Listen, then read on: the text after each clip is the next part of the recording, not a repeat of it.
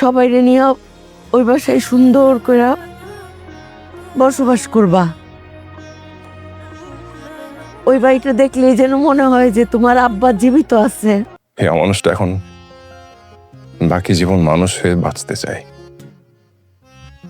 যদি পারো আমাকে ক্ষমা করে দিও। আপনাকে দেখে মনে হচ্ছে আমি আমার মাকে খুঁজে পাচ্ছি। নিজের সন্তান মনে করে ভুল করে থাকতে আমাকে মাফ করে দিন। আসসালামু আলাইকুম বন্ধুরা, এটা আমাদেরই গল্প নাটকের 50 নম্বর এপিসোড দেখার পর কার কার চোখের পানি আটকে রাখতে পারেননি।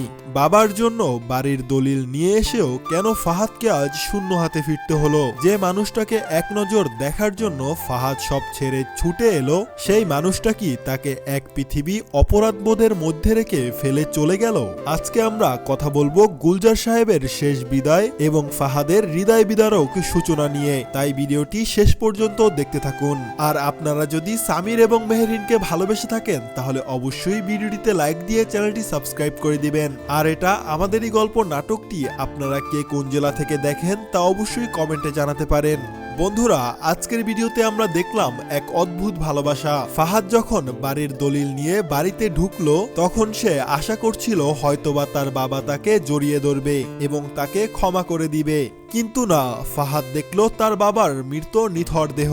বাবার মৃতদেহের সামনে ফাহাদের সেই আত্মনাদ কান্না। আব্বা একবার চোখ খুলে দেখেন আমি বাড়িটা ফিরিয়ে এনেছি। এই দৃশ্যটি দেখার পর কোনো মানুষের পক্ষে চোখের পানি ধরে রাখাটা সম্ভব ছিল না। গুলজার সাহেব সারা জীবন যে তার নীতি এবং আদর্শে আগলে রেখেছিলেন, ফাহাদ লোভের বশবর্তী হয়ে তা ভেঙে চুরমার করে দিয়েছিল।